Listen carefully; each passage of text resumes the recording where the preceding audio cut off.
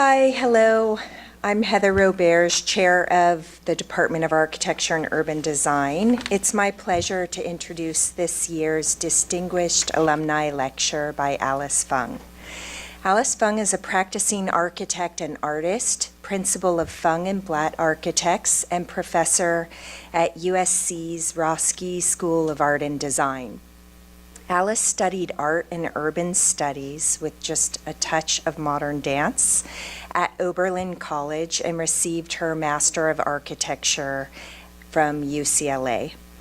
During her time at UCLA, she studied with Frank Israel, an immensely talented architect and teacher, and Dolores Hayden, a scholar and architect who studies urban sprawl, the politics of place, and the relationship between gender and housing.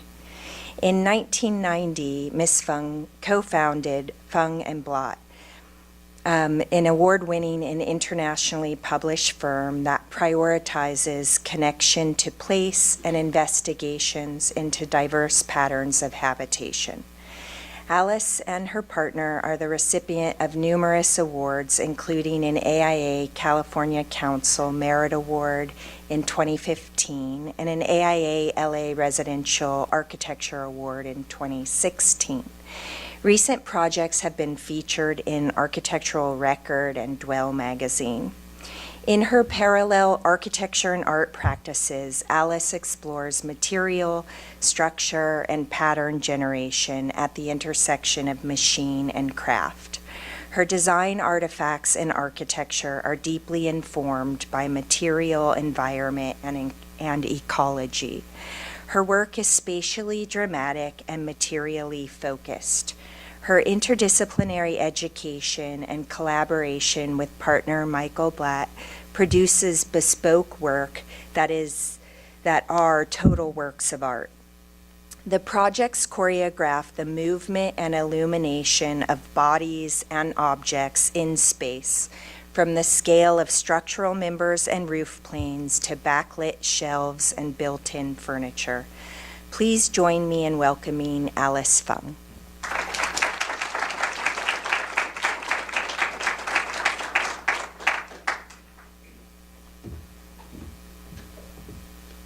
Thank you, Heather, so much for that wonderful introduction. And thank you, UCLA Architecture and Urban Design, for inviting me here tonight. From time to time, I would say every 10 years or so, it's great to be given the kick in the butt to reflect on what one has been doing with one's time. I'm grateful for this opportunity to reflect on my work, a large part of which is my practice that I share with Michael Blatt. On this occasion, we revisited themes that ran through our work, and I was able to distill it into 3. So I'd like to start by sharing that with you, and then walk you through 5 of our projects.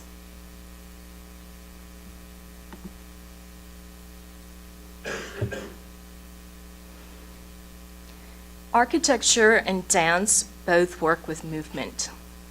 They also both explore our relationship to gravity through interacting with other physical bodies.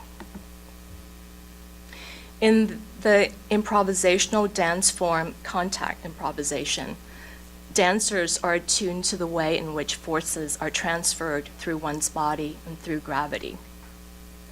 Dancers play with the art of falling off balance, counterbalance, finding the shelves of bodies, learning the mechanics of the body in order to handle weight or to be uplifted. In a similar way, architecture defines its physical form through working with gravity in order to defy gravity, and by responding to external parameters and the laws of physics. Architecture also sets the armature for improvisational dance of people moving through it. 15 years ago, we were invited to stage a retrospective of our work within a nondescript 30 by 30 gallery space that had a latent grid order. We created a labyrinth environment of slatted and translucent walls. We introduced a path that was strung together by disparate moments and transitions that engaged our different sensory systems. A hemp-covered wall, a shifted wood platform connected by a bed of pebbles to an impossible bench. From the outside, the bench signified that something was happening inside and invited a voyeuristic participation. Following along the path, there were images and models of our work. The back side of the panels became the front sides. In this labyrinth, one was always aware of where one had been and where one was headed. A living grass chaise is positioned at the center of the space. That invited a moment of pause and the invitation to lay down and watch an overhead projection of light and movement through our own house. This exhibit embodied many of the qualities in our work. The structure emerged from the conditions of the site. There was a circularity of movement. It invited different ways of engaging and perceiving space from the positions of sitting, standing, and laying down. It subverted expectations and allowed for a multitude of interpretations.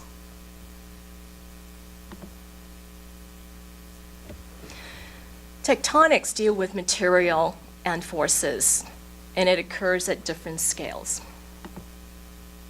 At the architectural scale, tectonics may refer to structure. It starts with an understanding of the inherent and dynamic forces of the site and deciding which of the forces are to be enhanced or balanced, and then determining what is to be physically accomplished and what are the means to achieve it. It is also about transcending the tectonic to find the place where truthful expression and beauty overlaps. In the process of making, material can disrupt our monologue of intentions. Material has a way of going between a preconceived idea and a revealed idea, if you care to listen to it. The design process iterates between observation. My design process iterates between observation and experimentation. And in that back and forth, I seek to understand relationships and discover possibilities. And this is what I refer to as critical making. My art practice is one of critical making. My work explores material, structure, pattern generation at the intersection of machine and craft. Most of the materials that we work with have been shaped by machines. And understanding the processes by which machines have shaped them allows me to manipulate the material in a critical, responsive manner. Material comes from the word mater, which means in Latin, mother, and pattern comes from pater, father. In this series of work, the same pattern of operation was applied to different materials to explore their transformative potential. The same operation of cutting and bending, the shifting of plane, along an axis in opposing directions, applied to pieces of 2x6s is quite different in process and outcome than applying it to a panel of wool felt.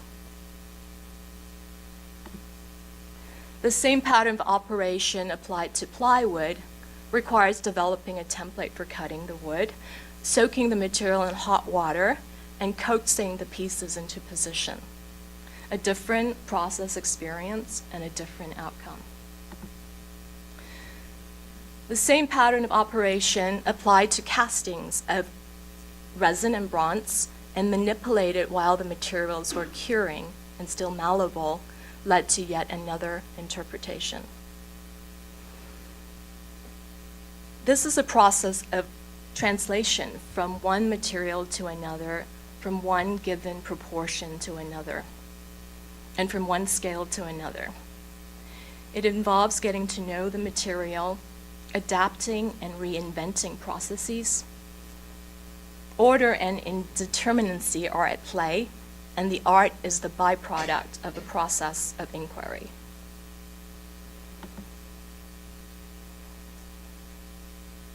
I visited industrial felt supply and die cutting facilities to make felt covers for our portfolio many years ago, and I became instantly taken by the discards, the webbing from the die cut forms that were thrown away.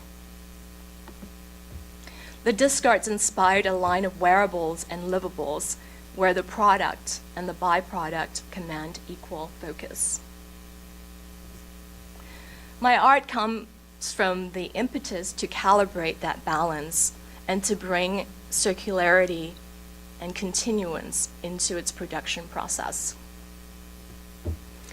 From a line of table textiles inspired by the webbing from die-cut ukulele picks, came the surplus of the byproduct, ukulele picked shaped, taken out of context. And that led to the impetus to explore ways to aggregate and transform them into compelling forms. The root of tectonics is tecton. Tecton shares linguistic affiliations with words including craft, weave, and interlace. The results of these experiments is a three-dimensional weaving. Here the units are woven together into planes, and the planes are distorted to create these sculptural permutations. Pattern generation, distorting the plane, led to other studies that deals with optical layering and the moire effect. Inherent in the tectonics of these pieces is that they are collapsible and can quickly restore their shape. The next example embodies both of these optical and performative qualities. We were asked to design a 200 lineal feet fence that is adaptable to irregular site conditions, and that is opaque and transparent at the same time. To meet a restrictive construction schedule, it was determined that the components had to be prefabricated. We fabricated rectangular panels of perforated steel with different size openings. These panels were mounted on posts in the ground, in an alternating checkerboard pattern.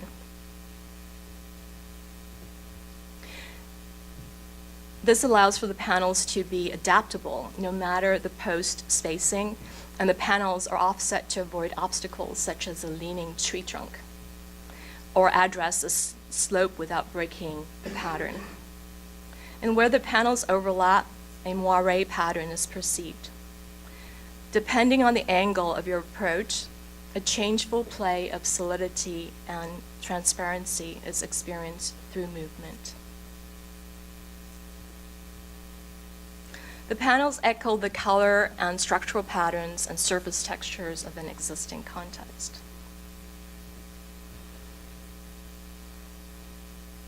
Liminality speaks of thresholds, the places in between. Subliminal means below the threshold of sensation or consciousness. Sublime refers to beyond the threshold, elevated and transcending work. These are all qualities that we seek to aspire to bring forth in our work. I spent the first 15 years of my life on Hong Kong Island. This is a map of all the registered slopes in the central district of Hong Kong Island. The peak is over here. The peak is over here. And if you can see, all the red lines indicates retaining walls, and all the gray shaded area, dark gray shaded areas are engineered slopes. It is a beautiful and brutal environment where nature and infrastructure collide. It's hard to tell where the built environment ends and where the natural landscape begins. Carl Coleman, in the journal Places, wrote that no matter how deeply you lose yourself in Hong Kong's aerial labyrinth, how many escalators you ascend from sea level, how many building portals you pass through, inevitably the mountainous terrain of Hong Kong Island rises at a faster rate. Levitating pedestrian ways bumps into the hillside and is brought back to earth. In Hong Kong, the ground is everywhere. I know that environment well. Densely developed as it is, large areas of nature persist where it's difficult to build. Vegetation forces its way through cracks in the concrete to remind us that we live on a giant living organism. I grew up in a hilly neighborhood with compound curved streets. My apartment backs up against a lush hill, and I have vivid memories of being a little girl, of scaling up a steep path, fighting the fear of falling backwards. The reward was a miniature pocket park with vertical gardens and seating nooks that are shoehorned into the engineered hillside.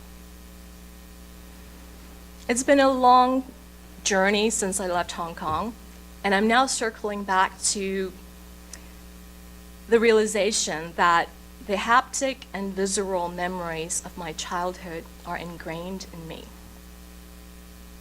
Those were my first memories of gravity, of balance and counterbalance, and they have subliminally shaped my sense of spatial possibilities and movement. Traveled to many places since then, and I think, in a sense, that all of our work are reenactments of our visceral, not physical, but visceral memories of places that have moved us in one way or another. So if you would humor me for a second, I'd like you guys to recall your earliest memory of a physical place and think about if and how it informs the places that you now dream of and create.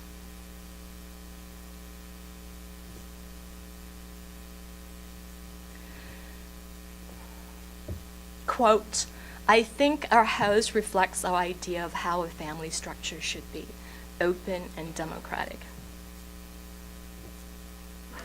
This is our house in Northeast Los Angeles during construction, when a family of mourning doves took residence in the framing.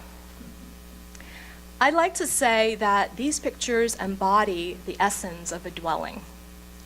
It provides for just what is needed, nothing more and nothing less. And it responds to the rhythm of the seasons. Our house is an exercise in living within our means and in creating a flexible environment that evolves as our family changes and grows. The push and pull in shaping this house started with the question of how, when building on a slope, to be lifted and grounded at the same time. 50-foot wide property, we opted for 10-foot side yards, setbacks from each of our neighbors. The public functions are located above a tall garage volume. A scripted path takes you to a first entrance and through a shaded garden to the front door. Above the double-height garage, the living room rises to bring southern light into the main level and to provide passive cooling throughout the day. And as the building emerges out of the ground, every level connects to the side yard, and almost every room connects to an outdoor space. On the main floor, an open stair divides the spaces into living and service functions. The kitchen telescopes into dining and out into a patio. Living space extends onto a terrace above the garage roof and then bridges back to the dining patio. And from there, the path ascends to an upper garden and re-enters a house through a common room.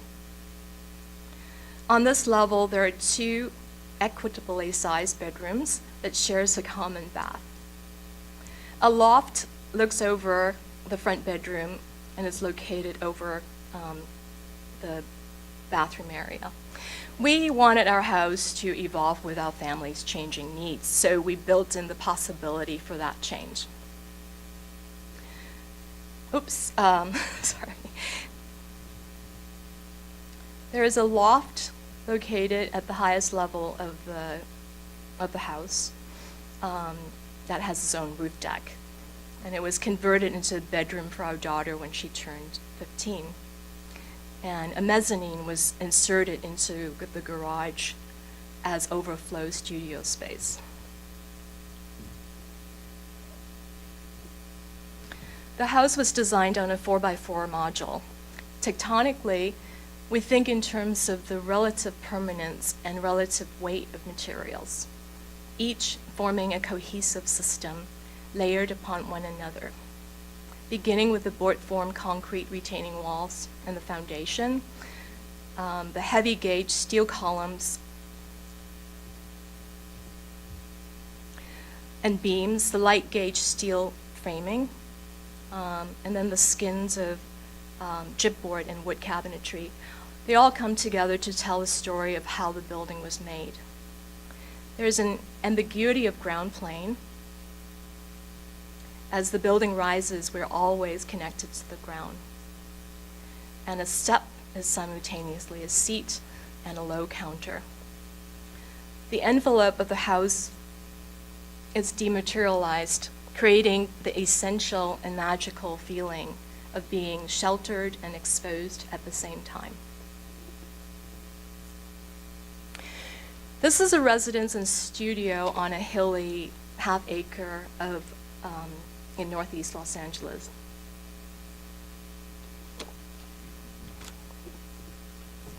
From the street, the project is composed of a studio on one side,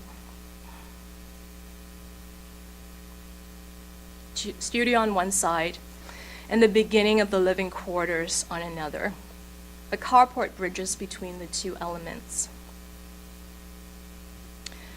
and preserves the view from the street through to the canyon below. We do this to leave a memory of the site before the house was built and to celebrate a quintessentially LA moment of taking in the views from the seat of your car.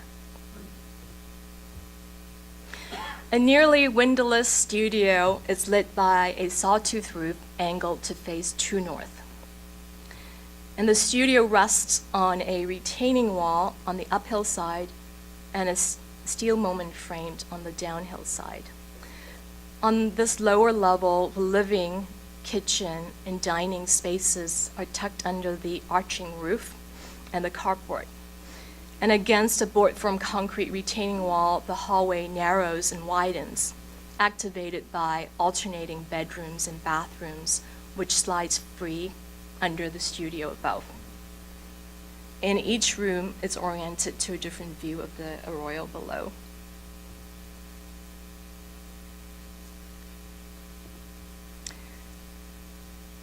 The dining room and living room where our client painted a fresco on the walls. And here he made a heavy beaded curtain that led to the laundry room, transforming the mundane act of doing laundry into a sensual experience.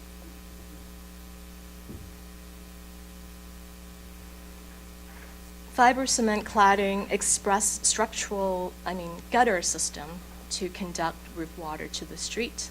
Structural order is interlaced with forms that move to orient to the landscape. This is another version of a studio and home and gallery. And this one is located in Chinatown. This particular area of Chinatown was developed in the 40s as an ersatz playground that entertained the outside world. Zoned for living above and commerce below, its buildings sported a public phase and a backstage where immigrant families lived and labored, and where the living had sometimes spilled into the alley and the plazas. A section here shows the apartment above and the tall commercial space below it. We stripped down the commercial space to its concrete shell. The tall volume of the gallery, of the main gallery, counterpoints the intimate viewing, art viewing areas and workspaces tucked away from public view. We introduced a lighter infill of cabinetry and movable walls to enable it to be a workspace by day and living space by night. The biggest gesture that we did, however, was how we addressed the threshold, that interstitial space that transitions from the street to the dwelling above and the gallery and lift work space below. We created an indoor-outdoor foyer that dissolved the edge of where the street ends and where the private spaces begins. A sliding and pivoting gate modulates to varying degrees of openness for different functions. For when it's a private dwelling, semi-private workspace, or during public openings when people can spill onto the sidewalk. The gate references the changing phases of the moon. And with the gate, we skirted the edge of appropriating a cultural archetype and created something that is authentic unto itself. The next project is a residential compound that is located on the slope of a shallow valley covered with oak trees. This secluded 1 acre was subdivided from an old estate and is accessed by a long driveway. A pergola and a tennis court remained from that time. And in 1954, an early career Calvin Straub designed a post and beam house near the highest elevation of the site. In a neighborhood where older houses are habitually torn down for oversized mansions, the sense of place that the house and the native landscape represented led our clients to update and restore the existing house and to build a series of satellite pavilions instead. So there are at least 5 structures on the site, and each one of them moves between the imposed cardinal geometry of the house and responds to the shifting geometry of the natural topography and melds its built form into the landscape to varying degrees. The ceramic studio has its own existing footprint. The library takes on the geometry and orientation of the house. The pool house takes on the geometry of the house, but it begins to deviate and respond to the terrain. And the guest house basically takes on the form of the terrain. So we start with the ceramic studio, built on the skeleton of an existing pergola. In this project, we're interested in the nature of walls and the building envelope. The envelope of the building consists of shelves that are suspended from between the original columns of the pergola. Glazing is applied directly onto the shelves, and the roof is lifted from the existing beams to create a continuous band of transoms. A bank of shelves breaks free from that rectilinear footprint and responds to the geometry of the main house.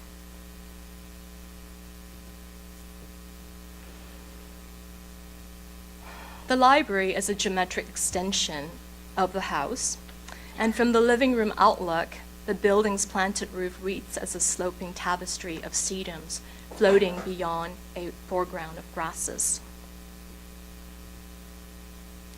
Sited at the parking court, its roof takes on the slope of the main house's roof and rises to the north, to a tall canted wall of glass that surrenders to the view of oaks. Movable storage and sliding shelves double as work and display surfaces.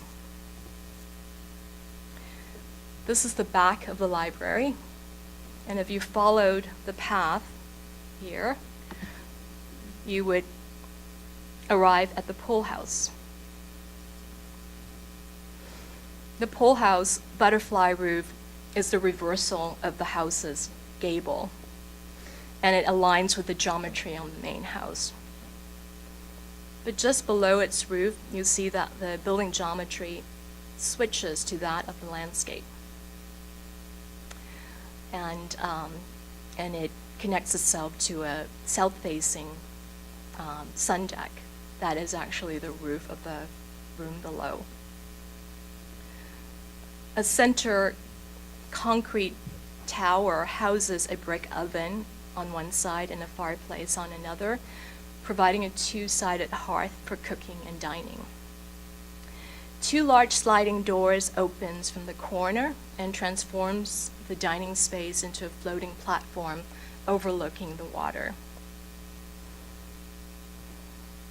And along the far edge is a daybed that hovers over the treetops. And through the center of the hearth, a concrete stair winds its way down, first to a landing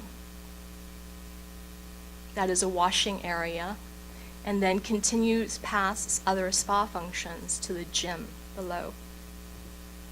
This is a side view of the building, and you can see the kitchen, the tower, the dining area with the hovering daybed, and the stair landing as it winds its way down.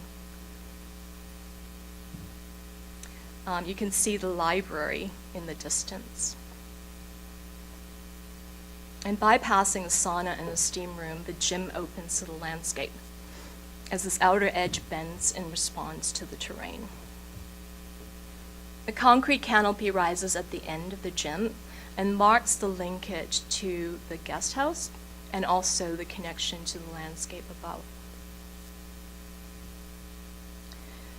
Located at the far corner of the property, the guest house shares an alignment with one edge of the pool house.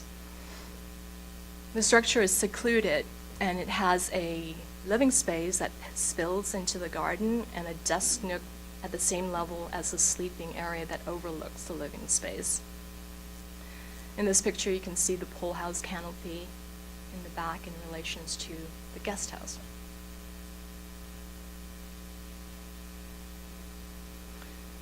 And the interior of the guest house is very open, and the desk nook is over here, and sleeping and bathing area beyond.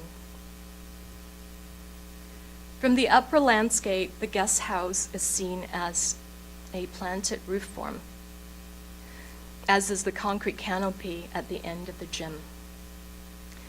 The ambiguity of ground plane requires that the buildings are to be discovered.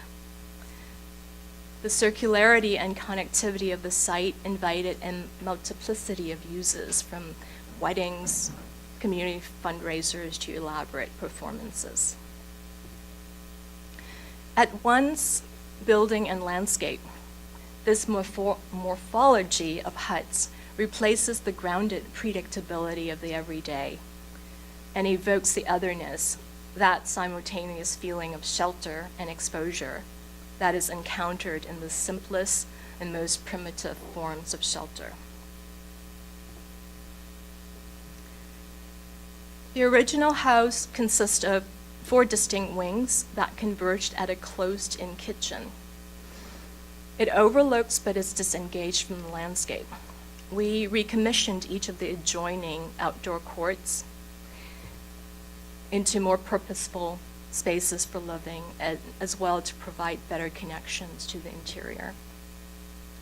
The house subscribes to a rigorous set of rules concerning structure, material, and detail. Working off of this matrix, we reconfigured each interior space to introduce a connectivity that was lacking and to introduce a set of new experiences. We relied in part on strategically placed soffits and cabinetry that serves as space-defining features.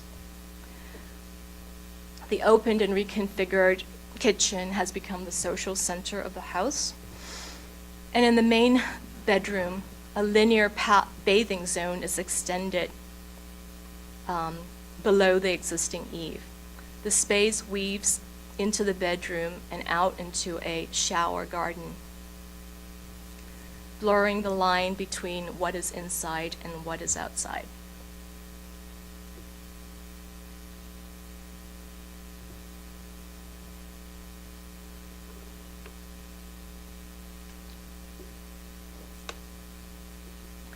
Sequoyah School's pedagogy of place-based learning sees the student's local environment, schoolyard, neighborhood, community as a primary learning tool. That telescopic scale of relationships is a very architectural way of seeing our environment, and it became a guiding principle for our design of the spaces. Working with an existing mid-century campus fabric that included the works of Smith & Williams and landscape architect Garrett Ekbo, we located our building in an L shape pressed up against a freeway off-ramp. The building frames a generous central courtyard. There's a two-story classroom building that houses the junior high classes. Beyond a breezeway is the humanities complex with a science lab, art lab, and multi-purpose room that serves theater, music curriculum. Covered outdoor corridors minimizes the building mass and define outdoor rooms. We created a variety of flexible and loosely programmed spaces at different scales. The spaces extends and contract, and gives the occupants agency to choose which space to use and how to use it. So the classrooms are dividable to accommodate different smaller class sizes, a window loft for reading, or the students can spill into the hallway, study pods, and take in the views through the breezeway. We designed a system of downspouts that bridged over channels and spillways to express how rainwater is directed from the roof to a rain garden. Across the small courtyard from the art lab, flanked by a covered walkway, is the multi-purpose room, which, when not serving the theater and music curriculum, converts into an all-school assembly space. Expressed wood-clad roof trusses provide sound attenuation and rise to a clear story that brings in daylight. When the sliding wall is opened, the space transforms once again and connects seamlessly to the outside. When the patio in front of the multi-purpose room becomes an outdoor stage, the rest of the building serves as a backstage. During graduation ceremonies, the community fills the plaza. Junior high, soon-to-be graduates emerges from their classroom on the second level, walks single file along the corridor, descends the stair behind a screen, and reemerge to proceed to the covered, along the covered walkway to approach the outdoor stage. The beauty of that procession is not one that we had anticipated, but it is exactly the kind of improvisational choreography that we hope our spaces would engender.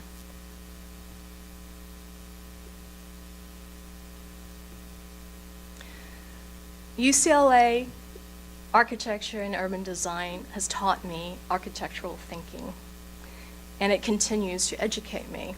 In preparing for this talk, I've discovered a diagram of relationships, of the themes that are important to us. Choreography, tectonics, subliminality are intertwined, and it is in their overlap where transcendent architecture is possible. My thought process, my work continues from here, and I thank you so very much for letting me share this with you today.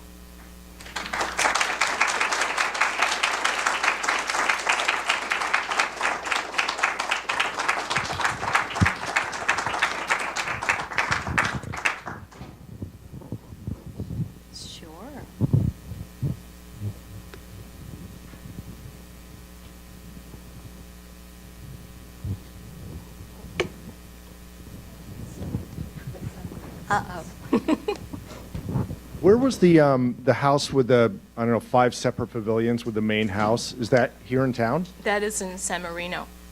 Oh, nice. So how did you manage the? So was it a decision to have those 5 separate pavilions purely as a function of integrating it into the landscape, or did it come from the client or the use or the program? How did you come up with that? I think it came a lot from the site. There are a lot of oak trees on the site, and also the client decided that they wanted to keep the existing house and remodel it instead. And instead of building, tearing down the house and a lot of oak trees, to build a new house. It was beautiful. Thank you.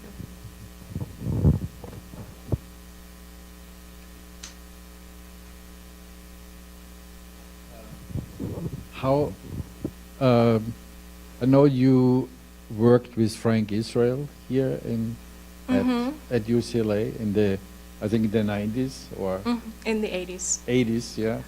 And I think, was there already because I see, it's, your work is very, I would say, very LA, very Californian in this open-ended way. But I also saw sort of like influences of Raumplan, of Loos and Schindler in your work. Is that a kind of just happenstance, or is it actually something you looked into? We definitely look into that. My partner, Michael Blatt, actually engineered a lot of our earlier buildings, and we have a real appreciation for that period of LA's architecture, which is very minimal and structural, and so we're definitely come from that lineage. Some say that we're more Schindler than Neutra. But yes, we're very interested in the tactility and the tectonics, and we just love working with materials. And the work is definitely influenced by our visceral memories of places that we've traveled to, and so it's all of that.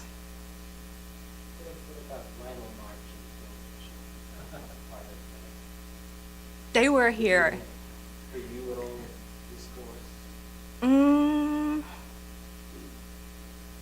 asked about Lionel in particular because I sense a kind of a rigorous arithmetic. Interesting, yeah. I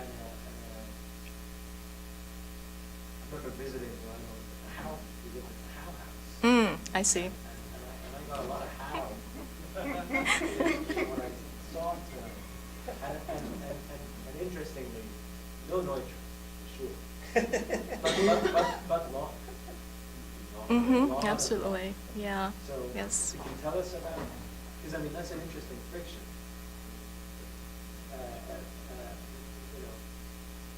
Cambridge logic and Lautner free libido. I'm not sure about where it comes from, those things. I would invite Michael, if you wanted to say a few words about that. Would you like to do that? I'm the rigor, in the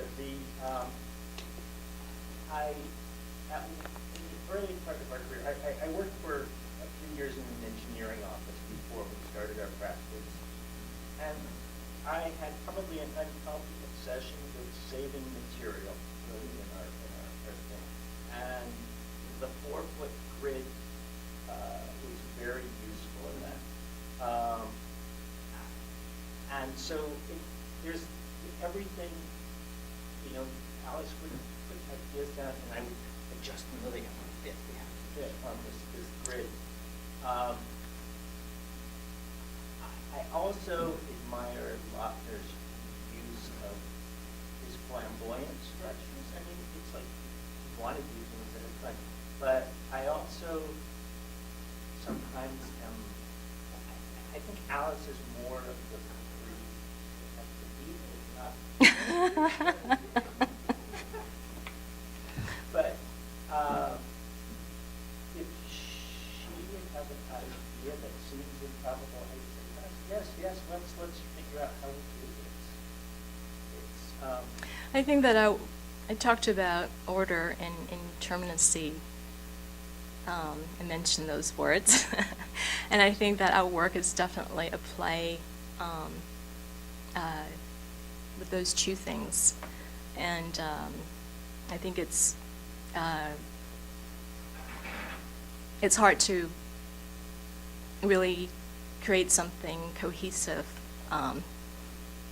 without the order. And at the same time, it would be very boring if you don't break that order. I think sometimes the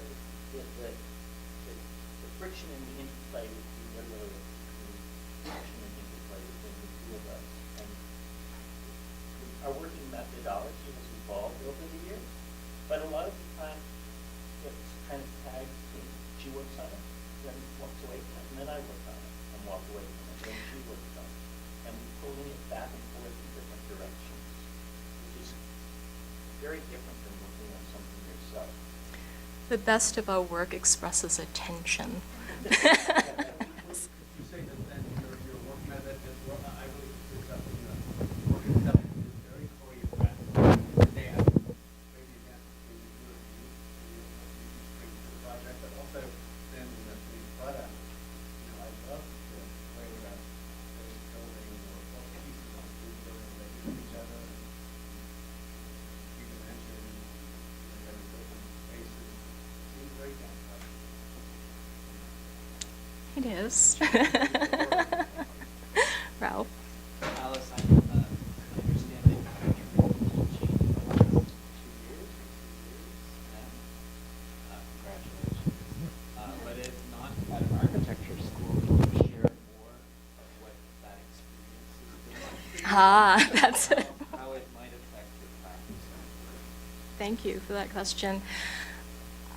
Teaching has always paralleled my practice, but not to the depth and extent that I'm engaging in teaching right now.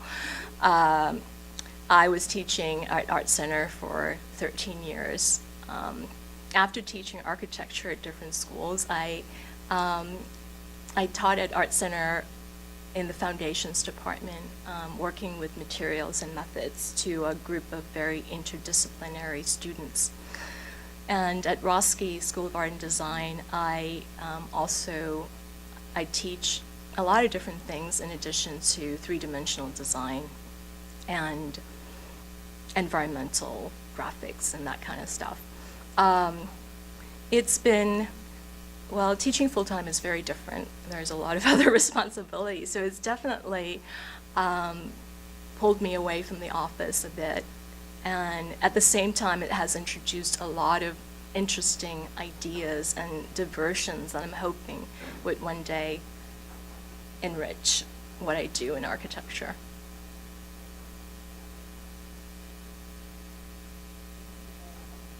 Thank you so much.